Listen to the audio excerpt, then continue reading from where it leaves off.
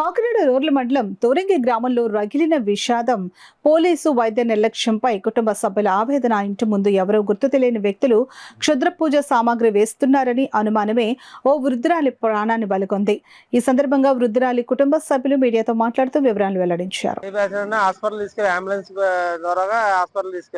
క్యాజువాలిటీలో join చేసాం. వాళ్ళు x ray ఇవన్నీ తీసిన తర్వాత చేయి ఫ్రాక్చర్ అయిందని చెప్పారు. చేయి ఫ్రాక్చర్ అయిన తర్వాత సిమెంట్ కట్టేసి ఆర్థోపెటిక్ లో వార్డులో షిఫ్ట్ చేశారు. షిఫ్ట్ చేసిన తర్వాత 2 రోజులు పోయిన తర్వాత బ్లడ్ కావాలని చెప్పారు. స్పాట్ లో కావాలంటే 2 డోనర్స్ కూడా అరేంజ్ చేసాం. వాళ్ళు డోనర్స్ బ్లడ్ కూడా ఇచ్చేసారు. ఇచ్చిన తర్వాత బ్లడ్ ఎక్కించాలని చెప్పేసి మొత్తం డిశ్చార్జ్ చేసి మీరు 4వ నెంబర్ ఓపీలో చూపించుకోండి, మెడికల్ వాటిలో జాయిన్ చేసుకుంటే జాయిన్ అవ్వండి అని చెప్పేసి రిటర్న్ గా ఇవ్వలేదండి. వాళ్ళు డిశ్చార్జ్ అన్నారు. ఈ టైం నుంచి పోలీసు వారు కూడా ఏ యాక్షన్ మాకు చేయలేదు. వైద్యం నిమిత్తం కూడా మాకు ఏ సహకారం అవ్వలేదు.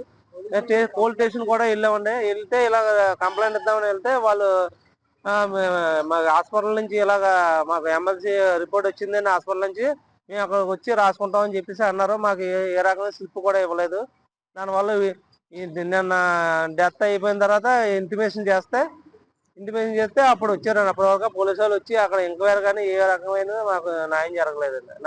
తర్వాత డాక్టర్ సహకారం లేదు, పోలీస్ సహకారం లేదు.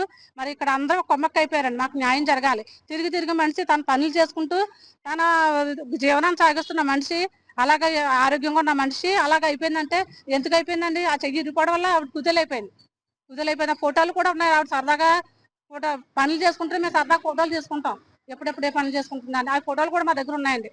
ఎందుకంటే ఆవిడ తిరిగి మనిషి, అంత బలంగా ఉన్న మనిషి కొని చేపెట్టి గుంజేసి అంత మాట్లాడుకోవచ్చు కదండి. పిల్లలతో ఉన్నారు కదండి, మాట్లాడుకోవచ్చు కదా. ఆవిడ పెద్ద ఆవిడ మీద అంత కక్ష కట్టి అంత చేపెట్టి గుంజేసి లోపలికి వచ్చి చేసేసి అంత మనిషి అలా చేస్తే ఆవిడకి అంత పెద్ద మనిషిని అలా చేసిందంటే ఆవిడని కఠినంగా శిక్షించాలండి. శిక్షించాలి. అది మాకు న్యాయం జరగాలి.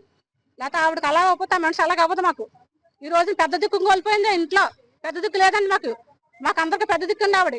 వయసు అయిపోయిన ఆవిడ అంత కానీ వయసు అయిపోయిన ఆవిడ అంత కనికరం లేదు ఆవిడకి. అదే పరిస్థితి వాళ్ళ ఇంట్లో జరిగితే మా వల్ల ఏమైనా జరిగితే వాళ్ళు ఊరుకుంటారా? ఊరుకోరు కదా. మరి ఆ పెద్ద దిక్కు కోల్పోయిన మనిషికి వాళ్ళ అమ్మగారికి, ఆ పిల్లలకి, నాన్నమ్మకి వాళ్ళందరికీ న్యాయం జరగాలండి. మాకు న్యాయం జరగాలి. పోలీస్ వ్యవస్థ చేస్తారు, డాక్టర్ల ద్వారా చేస్తారు మాకు తెలియదు. కానీ మీ మీడియా ద్వారాగా మీరు మరి కనుక వాళ్ళకి న్యాయం జరగాలని పోలీస్ వ్యవస్థని అందరినీ కోరుకుంటూ